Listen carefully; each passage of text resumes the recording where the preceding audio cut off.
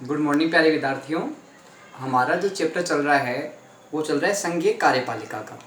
संघीय कार्यपालिका के अंतर्गत हम बात कर रहे हैं राष्ट्रपति की शक्तियों की। राष्ट्रपति की शक्तियों को हमने दो भागों में बांटा था। राष्ट्रपति की जो पहली शक्ति आती है वो आती है सामान्यकालीन शक्तियाँ, यानी सामान्य स्थिति में राष्ट्रपति के साथ पास में जो शक्तियाँ होती है वो सामान्यकालीन शक्तियाँ होती है। दूसरी राष्ट्रपति की जो शक्तियाँ हैं वो है सामान्यकालीन या संकटकालीन शक्तियाँ। तो हमने अभी तक के जो अध्ययन किया है वो राष्ट्रपति की जो सामान्यकालीन शक्तियाँ हैं उनका अध्ययन हम प्रीवियस वीडियो तक कर चुके हैं, और आज हम अध्ययन करेंगे राष्ट्रपति की संकटकालीन शक्तियाँ, जिन्हें आपातकालीन शक्तियाँ भी कहा जाता है। इनके बारे में विस्तार से अध्ययन करेंगे। इसके साथ ही क्या है कि राष्ट्रपति इन शक्तियों में किस प्रकार से उसकी भूमिका रहती है, किस प्रकार से वो इन शक्तियों का उपयोग करता है, इसके बारे में विस्तार से चर्चा करेंगे। तो आज हम बात करेंगे राष्ट्रपति की आपातकालीन शक्तियों की, जिन्हें किस नाम से आता है, संकटकालीन शक्तियों के नाम से भी जाना जाता है। बात आती है कि जो ये संकटकालीन शक्तियाँ हैं, ये जो आपातकालीन शक्तियाँ हैं, इनको संविधान के कौन से भाग में सम्मिलित किया गया है, संविधान के कौन से भाग में इनको जोड़ा गया है। तो ध्यान रखना, संविधान का भाग जो 18 है उसमें क्या है कि संविधान की आपातकालीन शक्तियों को सम्मिलित किया गया है, जोड़ा गया है। अब बात आती है कि जो राष्ट्रपति की जो ये आपातकालीन शक्तियां हैं, ये संकटकालीन शक्तियां हैं, ये कितनी शक्तियां हैं। तो ध्यान रखना, आपातकालीन जो शक्तियों की संख्या बताई गई है, ये 3 आपातकालीन शक्तियां आती है, जिनका उपयोग है वो प्रमुखतः कौन करता है, राष्ट्रपति के द्वारा इन शक्तियों का प्रमुखतः उपयोग किया जाता है। बात आती है कि जो आपातकालीन शक्तियां हैं ये कौन कौन से अनुच्छेद के तहत इन आपातकालीन शक्तियों का वर्णन है वो किया गया है। ध्यान रखना, अनुच्छेद 352, अनुच्छेद 356, अनुच्छेद 360 में क्या है कि आपातकालीन शक्तियों से संबंधित जो प्रावधान है, जो नियम है, उनकी व्यवस्था दी गई है। तो यहाँ कुछ बातें स्पष्ट होती है। सबसे पहले बात आती है कि संविधान में कौन से भाग में ये आपातकालीन शक्तियां हैं। भाग 18 में आपातकालीन शक्तियों का वर्णन किया गया है। दूसरी बात आई कि जो आपातकालीन शक्तियां हैं इनकी कुल संख्या कितनी है। तो ध्यान रखना, 3 आपातकालीन शक्तियां हैं। अब बात आई कि आपातकालीन शक्तियां कौन कौन से अनुच्छेद के तहत इन आपातकालीन शक्तियों का वर्णन किया गया है। तो अनुच्छेद 352, अनुच्छेद 356, अनुच्छेद 360 में इन आपातकालीन शक्तियों का प्रावधान संबंधी नियम है स्पष्ट रूप से देखे जा सकते हैं। बात आती है कि राष्ट्रपति कितनी प्रकार की आपातकालीन शक्तियों की उद्घोषणा कर सकता है, घोषणा कर सकता है। तो ध्यान रखना, राष्ट्रपति 3 प्रकार की आपातकालीन शक्तियों की क्या है कि घोषणा कर सकता है, उनका उपयोग कर सकता है। तो बात आती है सबसे पहले जो अपना अनुच्छेद है 352, उसके बारे में हम विस्तार से चर्चा करेंगे। पहला अनुच्छेद कौन सा है अपना, अनुच्छेद 356 है, वो आपातकाल की स्थिति से संबंधित है। किससे संबंधित है, आपातकाल की स्थिति से संबंधित बताया गया है। पहला जो हमारा आपातकालीन जो अनुच्छेद है वो है अनुच्छेद 352। इसमें क्या है, आपातकालीन जो स्थिति है उसका वर्णन है वो स्पष्ट किया गया है। अब बात आती है कि अनुच्छेद 352 के अंतर्गत कौन कौन सी आपातकालीन शक्तियां हैं वो सम्मिलित की गई है, और अनुच्छेद 352 की जो आपातकालीन स्थिति है उसको अन्य किस नाम से जाना जाता है प्रमुखतः। तो ध्यान रखना कि अनुच्छेद 352 है उसको राष्ट्रीय आपातकाल भी कहा जाता है। क्वेश्चन ये बनता है, ये क्वेश्चन ऐसे भी बन सकता है कि राष्ट्रीय आपातकाल है वो कौन से अनुच्छेद को कहा जाता है। तो अनुच्छेद 352 को राष्ट्रीय आपातकाल भी कहा जाता है। बात आती है कि अनुच्छेद 352 है ये गंभीर आपात की स्थिति संबंधित है। अनुच्छेद 352 है ये किस स्थिति से संबंधित है, गंभीर जो स्थितियां उत्पन्न हो जाती है उस स्थिति से संबंधित कौन सा अनुच्छेद है, 352 बताया गया है। अब बात आती है कि अनुच्छेद 352 में ये गंभीर स्थितियां कौन कौन सी है, इसके बारे में हम विस्तार से चर्चा करेंगे, समझने का प्रयास करेंगे। बात आती है युद्ध, बाहरी आक्रमण, आंतरिक अशांति के कारण। जो अनुच्छेद 352 है ये प्रमुख रूप से किस समय संबंधित है, युद्ध, बाहरी आक्रमण व आंतरिक अशांति संबंधित है। लेकिन ये बात है इसके पूर्व स्थिति की। इसमें अब कुछ संशोधन देखने को मिलते हैं कि पहले इसमें बात आई युद्ध, बाहरी आक्रमण और आंतरिक अशांति की। अब इसमें आंतरिक अशांति का जो बिंदु है इसको स्पष्टतः क्या है, हटा दिया गया है, इसमें संशोधन कर दिया गया है। अब वर्तमान स्थिति देखते हैं अनुच्छेद 352 की, जिसमें प्रमुखतः किसको सम्मिलित किया गया है, युद्ध, बाहरी आक्रमण, सशस्त्र विद्रोह के कारण जो तनाव उत्पन्न होता है, जो गंभीर स्थिति उत्पन्न होती है, वो अनुच्छेद 352 के तहत बताई गई है।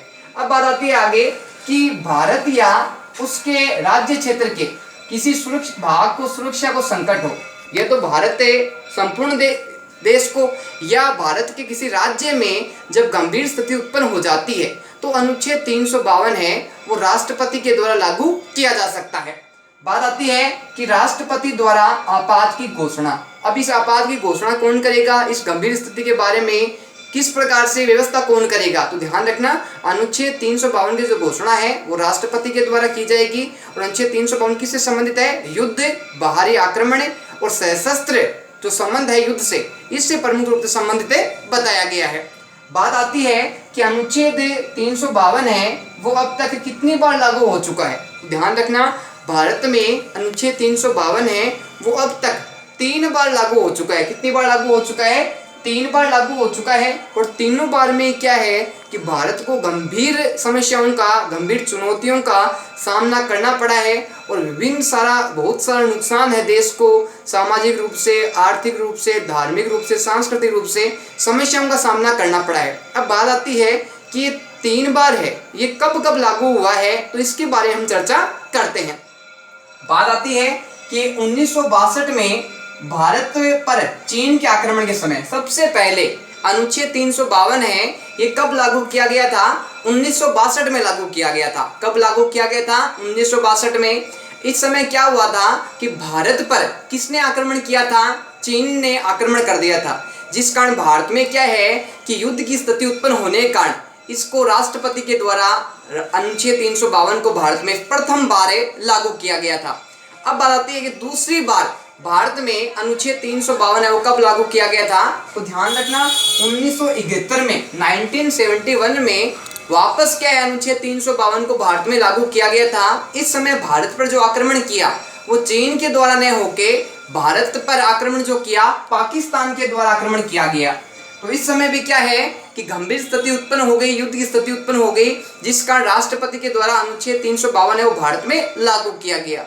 तीसरी बार ये अनुच्छेद 352 लागू किया गया तो ध्यान रखना जून 1975 में, 1975 में वापस अनुच्छेद 352 है भारत में लागू किया गया। लेकिन इस बार कारण वो युद्ध का कारण नहीं था, इस बार कारण था दूसरा कि आंतरिक अशांति के कारण क्या है कि भारत में आपातकाल लागू किया गया। इस प्रकार 3 बार है वो अनुच्छेद 352 है वो भारत में लागू किया जा चुका है। 2 बार तो लागू हुआ है, एक बार तो चीन ने आक्रमण किया था 1962 में और दूसरी बार 1971 में पाकिस्तान ने आक्रमण किया और तीसरी बार ये जब लागू हुआ जून 1975 में। ये देश में जब आंतरिक स्थिति उत्पन्न हो गई, आंतरिक सुरक्षा की स्थिति उत्पन्न हो गई, उस समय क्या है कि भारत में यह आपातकाल लागू किया जा चुका है। तो इस प्रकार हम प्रथम आपातकाल को पढ़ चुके हैं। कौन सा आपातकाल है ये, युद्ध, बाहरी आक्रमण और सशस्त्र विद्रोह के कारण जो आपातकाल उत्पन्न होता है उसको इसमें शामिल किया गया है। और इस आपातकाल को अन्य किस नाम से जाना जाता है, राष्ट्रीय आपातकाल के नाम से जाना जाता है। और लागू किसके द्वारा किया जाता है, ये राष्ट्रपति के द्वारा देश में या देश के किसी भाग में, राज्य में ये लागू प्रमुख रूप से किया जा सकता है। अब हम बात करते हैं अपने अनुच्छेद 356 की कि अनुच्छेद 356 क्या है, किस स्थिति में ये देश में लागू किया जा सकता है और क्या ये संपूर्ण देश से संबंधित है या किसी राज्य से संबंधित है। इसके साथ ही ये कैसी स्थिति में किसी राज्य में लागू किया जा सकता है और अब तक कितनी बार इसको लागू किया जा चुका है और किस स्थिति में इसको लागू रखा जा सकता है और कितने समय तक रखा जा सकता है, इसके बारे में हम विस्तार से चर्चा करेंगे। सबसे पहले बात यह है अनुच्छेद दूसरा अपना कौन सा आपातकाल का, अनुच्छेद 356। अब आती है अनुच्छेद 356 है ये प्रमुख रूप से किस चीज से संबंधित है, किस घटना से संबंधित है, किस विषय से संबंधित है। ध्यान रखना प्रमुख रूप से राज्यों में संवैधानिक तंत्र की विफलता। राज्यों में संवैधानिक विफलता का अर्थ क्या होता है कि जब राज्य में जो शासन व्यवस्था है, जो नियम है, सिद्धांत है, जब संविधान के अनुसार नहीं चलते, संविधान के अनुसार व्यवस्थाएं नहीं चलती, तब अनुच्छेद 356 है वो किसी राज्य में लागू किया जा सकता है जहां संविधान के अनुसार शासन नहीं चल रहा है। बात आती है राज्यपाल या अन्य किसी व्यक्ति से राष्ट्रपति को ज्ञात होना। अब इस बात की सूचना राष्ट्रपति को किस प्रकार से मिलेगी, या तो उस राज्य का राज्यपाल है वो राष्ट्रपति को इस बारे में सूचना दे कि राज्य का जो शासन व्यवस्था है वो संविधान के नियमों के अनुसार नहीं चल रहा, या फिर राज्य के किसी व्यक्ति के द्वारा इसके बारे में प्रमुखतः सूचना दी जाए तो इसको लागू प्रमुखतः किया जा सकता है। बात आती है राज्य में संविधान के अनुसार नियमों का पालन नहीं। जब किसी राज्य में संविधान के नियमों को फॉलो नहीं किया जाता, संविधान के नियमों का उल्लंघन किया जाता है, संविधान के नियमों को तोड़ा जाता है या संविधान की जो व्यवस्था है उसका उल्लंघन करने का प्रयास किया जाता है, तब किसी राज्य में अनुच्छेद 356 है वो प्रमुखतः लागू किया जाता है। इसकी सूचना कौन देता है? या तो राज्यपाल देता है राष्ट्रपति को, या किसी गणमान्य नागरिक के द्वारा जब सूचना दी जाती है तो राज्य में राष्ट्रपति शासन लागू किया जा सकता है। बात आती है राष्ट्रपति मंत्री परिषद को समाप्त कर सकता है। ऐसी स्थिति में राज्यपाल है, इस स्थिति में राष्ट्रपति है वो प्रमुखतः क्या करता है कि मंत्री परिषद को समाप्त कर देता है। और मंत्री परिषद को समाप्त करने का कारण क्या है कि ऐसी स्थितियों को नियंत्रित करने का बाद में प्रयास किया जाता है। बात आती है ऐसी स्थिति को राज्य में राष्ट्रपति शासन कहा जाता है। जब ऐसी स्थितियां किसी राज्य में उत्पन्न हो जाती है तो प्रमुख रूप से क्या होता है कि उस समय राज्य में राष्ट्रपति शासन है, उस राज्य में राज्यपति का शासन है वो प्रमुखतः लागू हो जाता है जब ऐसी स्थितियां, तनाव की स्थितियां उत्पन्न हो जाती है। तब बात आती है कि 2 माह के भीतर संसद के सम्मुख रखना। अब ऐसी स्थितियां उत्पन्न हो गई है तो 2 माह के सम्मुख, 2 माह के अंतर्गत क्या है, इसको संसद के सम्मुख रखना आवश्यक है। संसद का मतलब है यहाँ लोकसभा और राज्यसभा से उन दोनों जो सदन है उनका समर्थन मिलना आवश्यक है। बात आती है दोनों सदनों द्वारा समर्थन आवश्यक। अगर एक सदन ने इसका समर्थन कर दिया और दूसरे सदन ने इसका समर्थन नहीं किया तो ये क्या है, मान्य नहीं होगा, अमान्य कर दिया जाएगा। लेकिन दोनों सदनों द्वारा समर्थन मिल जाता है तो इसको लागू रखा जा सकता है। बात आती है राष्ट्रपति शासन 1 वर्ष के लिए लागू। सामान्यतः क्या है, किसी राज्य में जो राष्ट्रपति शासन है वो 1 वर्ष के लिए लागू किया जा सकता है, लेकिन आवश्यकता अगर आगे बढ़ाने की होती है तो संसद से अनुमति लेनी आवश्यक होती है। दोनों सदनों की अनुमति मिलने के बाद में क्या है कि राष्ट्रपति शासन को 1 वर्ष से अधिक समय के लिए आगे बढ़ाया जा सकता है। बात आती है 1 वर्ष से अधिक तभी रह सकता है जब चुनाव संभव नहीं हो। अगर 1 वर्ष से अधिक अगर आपातकाल लागू रहता है, अनुच्छेद 356 लागू रहता है राज्य में, तो उसका प्रमुख कारण क्या है कि ऐसी स्थितियां उस राज्य में नहीं है कि चुनाव करवाए जाए और चुनाव के बाद वापस सरकार की स्थापना की जाए। तो जब सरकार की स्थापना नहीं हो सकती, चुनाव नहीं हो सकते, तो ऐसी स्थिति में क्या है कि इस आपातकाल को 1 वर्ष से अधिक समय तक और बाद में बढ़ाया जा सकता है।